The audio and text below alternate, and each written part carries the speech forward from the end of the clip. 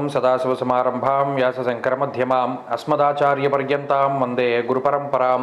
జ్యోతిష్ శాస్త్రాన్ని భావితరాల వారికి ప్రసాదించిన ఋషుల యొక్క పాదపద్మాలకి నమస్కారం చేసుకుంటూ, అలాగే నాకు ఈ జ్యోతిష విద్యని నేర్పిన గురువర్యులు జ్యోతిష బ్రహ్మ కీర్తిశేషులు శ్రీ ఏరంకి సూర్యనారాయణమూర్తి గారు, సూర్యశ్రీ దైవజ్ఞ గారి యొక్క పాదపద్మాలకి నమస్కారం చేసుకుంటూ, ఓం శ్రీ మహాగణాధిపతి నమః, శ్రీ గురుభ్యో నమః, హరి ఓం. వీక్షకులందరికీ నమస్కారం. జూన్ నెల 23వ తారీఖు లగాయితూ 29వ తారీఖు శనివారం వరకు ఉండేటువంటి గ్రహగతుల ఆధారంగా ద్వాదశ రాశుల వారికి ఈ వారం ఏ విధమైనటువంటి శుభాశుభ ఫలితాలు కలగబోతూ ఉన్నాయో ఈ కార్యక్రమం ద్వారా తెలుసుకుందాం. అందులో భాగంగా ఈ వారం ఉండేటువంటి గ్రహగతులను గమనిద్దాం.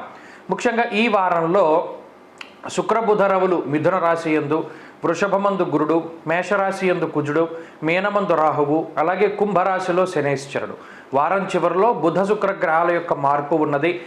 కేతువు కన్యారాశిలో సంచారం చేస్తూ ఉండగా చంద్రుడు ధనస్సు మకర కుంభాల యందు సంచారం చేస్తూ ఉన్నారు. ఇటువంటి పరిస్థితుల్లో ద్వాదశ రాశులకు ఏ విధమైనటువంటి ఫలితాలు కలగబోతున్నా తెలుసుకుందాం. అందులో భాగంగా మీనరాశి వారికి ఈ వారం చాలా సానుకూలమైనటువంటి ఫలితాలు గోచరిస్తూ ఉన్నాయి. ప్రత్యేకించి గత వారంతో పోల్చుకుంటే ఈ వారంలో అనుకూలించేటువంటి గ్రహాల యొక్క సంఖ్య పెరుగుతూ ఉన్నది.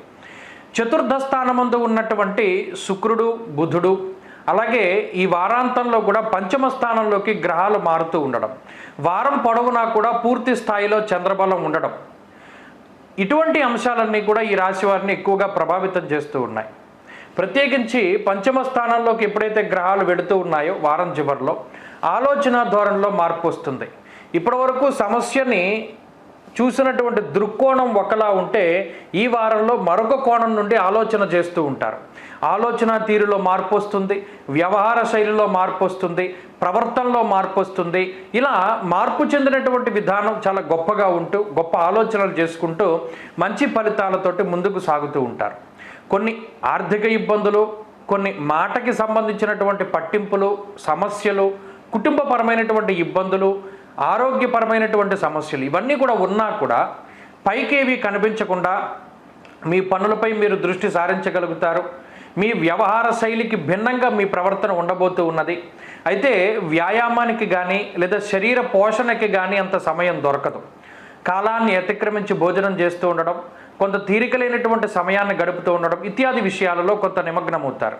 ఈ వారంలో మానసిక ప్రశాంతత దొరుకుతుంది. నచ్చినటువంటి ప్రాంతాన్ని సందర్శనం చేయడం కానీ, నచ్చినటువంటి పద్ధతిలో నివసించడం కానీ ఇటువంటి వాటికి అవకాశం ఉంటుంది. కాబట్టి మీనరాశి వారి యొక్క ఉద్యోగ పరిస్థితులు కూడా కొంత మెరుగ్గా కనబడుతూ ఉన్నాయి. సమయాన్ని అనుకూలించి నిర్ణయాలు తీసుకోవాలి. అనాలోచితమైనటువంటి చర్యలు చేయకూడదు.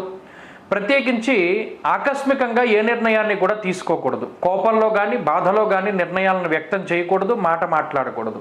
ఈ విషయాల్ని ఈ వారం ప్రధానంగా గుర్తుపెట్టుకుంటే మంచి ఫలితాలు సాధించగలుగుతారు.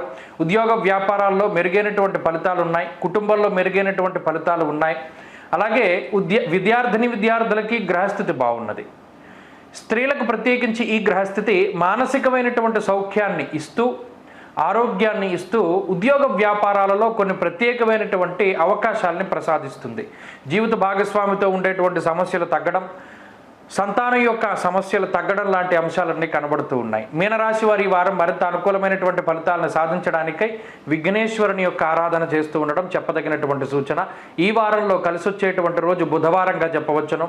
అదృష్ట సంఖ్య 9, అదృష్ట వర్ణము ఆకుపచ్చ.